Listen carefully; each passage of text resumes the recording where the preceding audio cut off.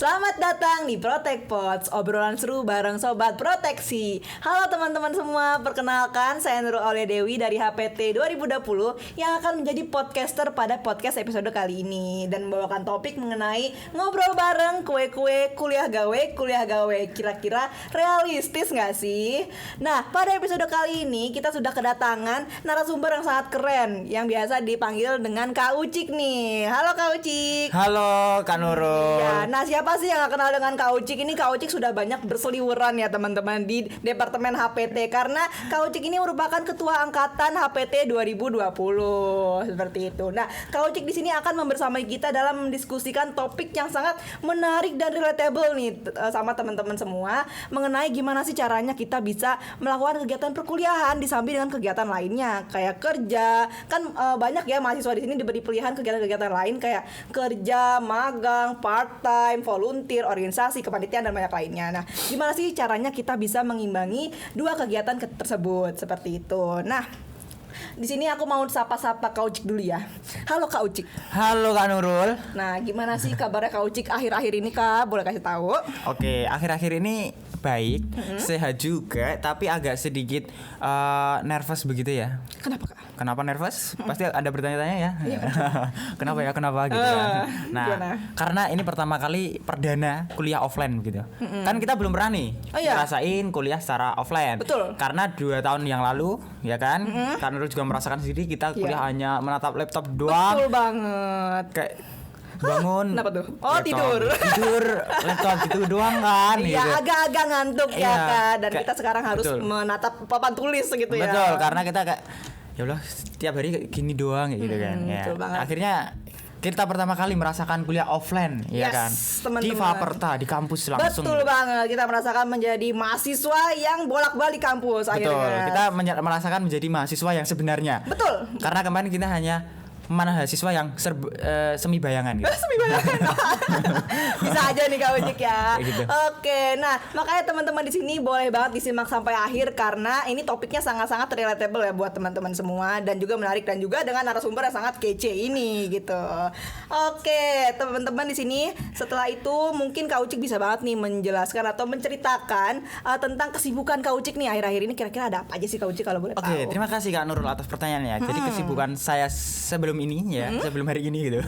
Jadi itu ada kuliah pasti ya, Ya. tapi juga diimbangi dengan kayak kepanitiaan. Kemarin saya mendaftar suatu kepanitiaan di universitas yaitu penyambutan mahasiswa baru atau biasa disebut dengan PPSMB Palapa UGM 2022. Wah, Seperti itu. keren banget. Iya, benar banget. Pasti teman-teman di sini sudah juga menyimak ya atau menonton kegiatan PPSMB Palapa 2022 yang sudah dijalankan atau dilaksanakan secara luring setelah 2 tahun dilaksanakan secara daring. Betul. Ini apresiasi sebanyak-banyaknya ya buat panitia-panitia PPSMB Palapa yang telah menjalankan acara dengan sangat-sangat menarik dan keren. Ini Kak Ucik juga bagian dari kepanitiaannya sebagai kofasilitator ya Kak ya? Betul, saya ada di kofasilitator di gugus Sarjito 1. Sarjito 1 mana suaranya? Halo. Sarjito 1. Oke. Ini mungkin kalau teman-teman Sarjito 1 nonton ini bangga banget ya. Kak Ucik ada duduk di sini sebagai narasumber. Yang seperti itu. bisa. Oke, lalu selain kegiatan kepanitiaan nih Kak, Iya. ada lagi nggak sih Kak di samping kegiatan perkuliahan, kepanitiaan, Kak Ucik itu melakukan apa lagi sih Kak? Oke, jadi selain mengikuti kegiatan perkuliahan, kepanitiaan saya juga ini part-time di Departemen HPT karena kemarin ada lowongan begitu, jadi saya agak tertarik seperti itu Kak Nurul. Tertarik ya. Kenapa Betul. tuh Kak tertarik bisa gitu? Kenapa tertarik? Penasaran? Penasaran dong? Penasaran? Penasaran Kak? Teman-teman juga penasaran? Penasaran nggak? Oh penasaran. Katanya penasaran. Oke, penasaran.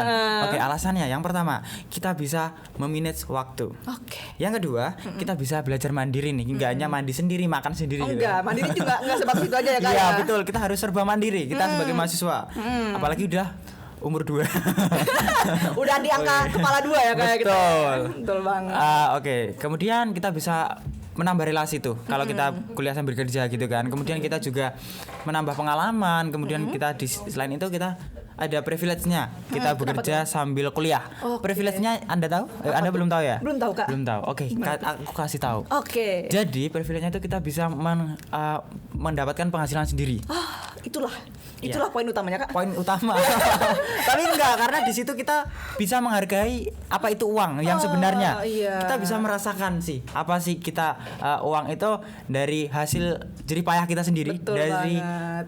hasil keringat kita. Betul banget. Dengan kita dari orang tua itu rasanya beda. Kita mau beli ataupun mau makan, mau belanja itu kayak kita bisa Lebih rasanya gitu. memperhitungkan Iya, ya, Kak, ya. kita bisa memperhitungkan. Oh, rasanya seperti ini ya.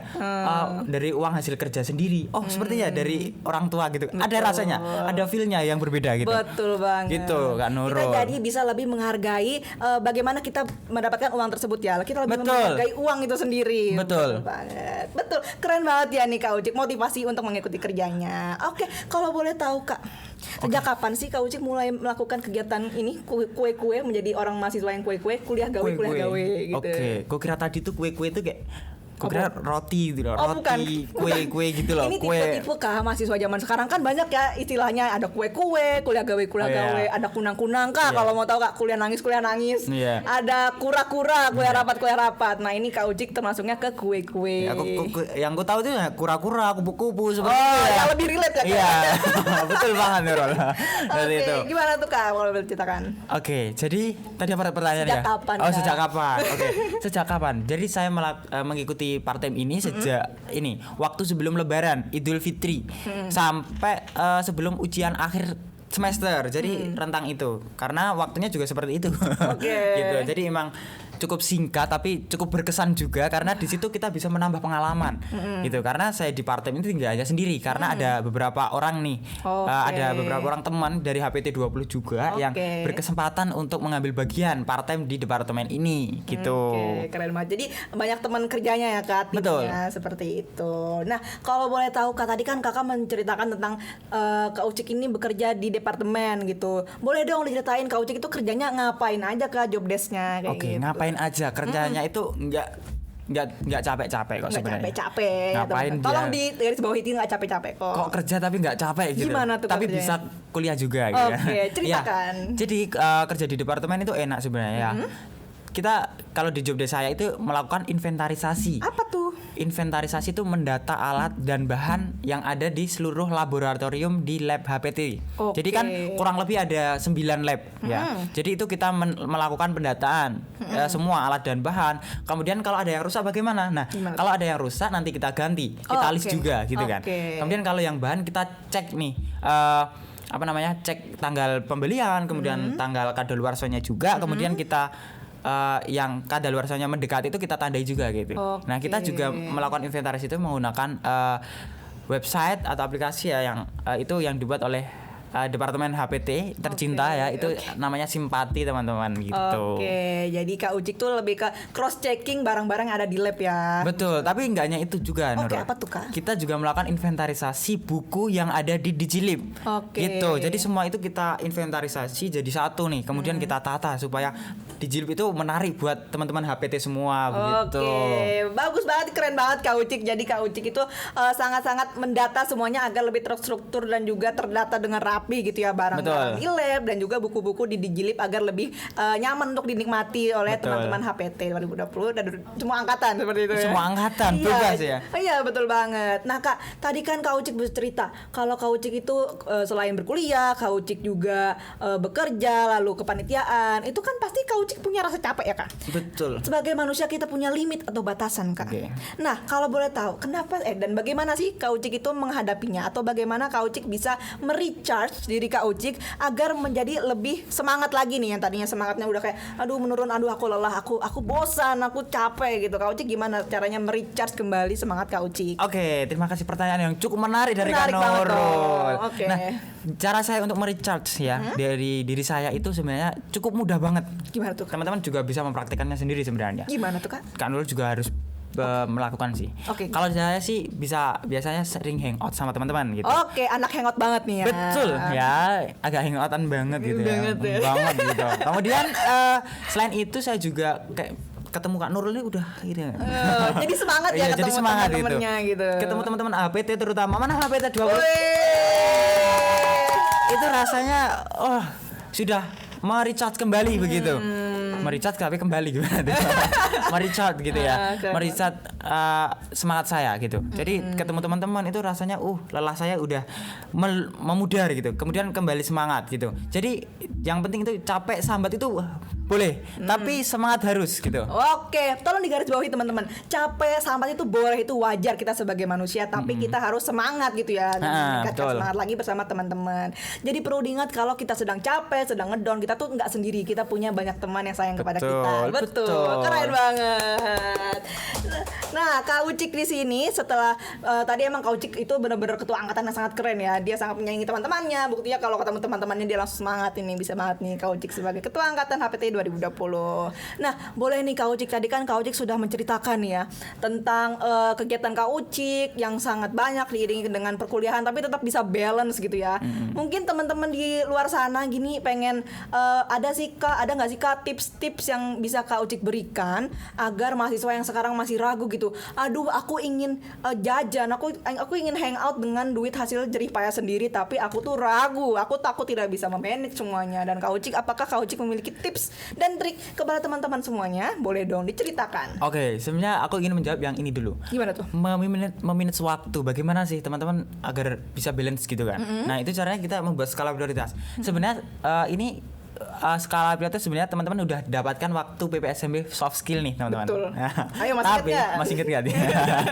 Kak Nurul inget nggak? Inget dong. Ingat, harus. Boleh dong diceritain lagi. Oke.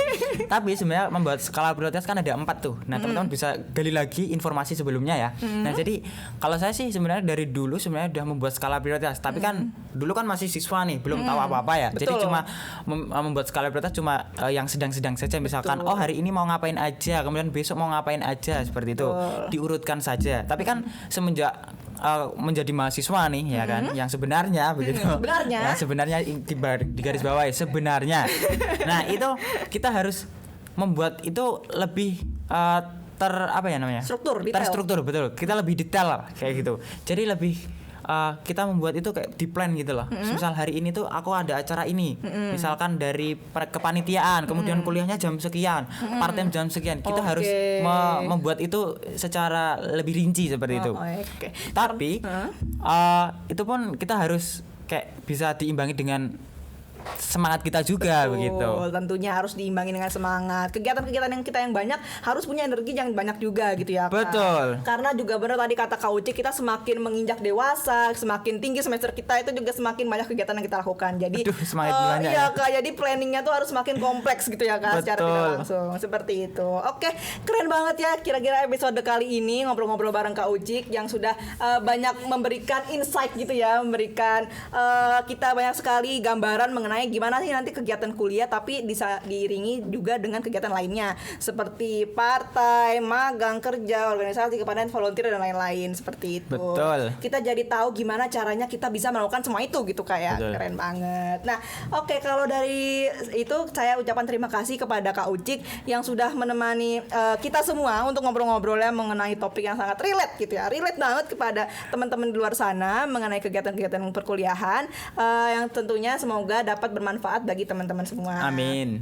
Itu, dan juga terima kasih untuk para pendengar Sobat Proteksi dimanapun teman-teman berada. Semoga dapat menjadi lebih termotivasi gitu ya untuk melakukan kegiatan-kegiatan yang sangat-sangat positif itu. Dan juga teman-teman semoga dapat lebih percaya diri dan juga tidak takut untuk mencoba hal-hal yang baru ya, Kak ya. Betul, jangan takut mencoba untuk hal-hal yang baru.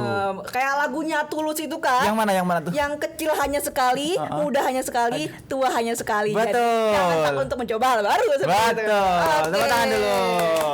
Oke, teman-teman, semoga selalu setia untuk mendengarkan podcast episode-episode selanjutnya karena akan banyak topik yang seru-seru banget nih. Jadi teman-teman bisa tetap stay dan juga bisa tetap mendengarkan podcast-podcast di Sobat Proteksi selanjutnya seperti itu. Protek Pod selanjutnya. Nah, seperti itu ya, Kak ya. Betul. Oke, akhir kata kita sudahi saja podcast kita pada kali ini. Terima kasih buat teman-teman semua. Sampai jumpa di episode selanjutnya. Sampai jumpa.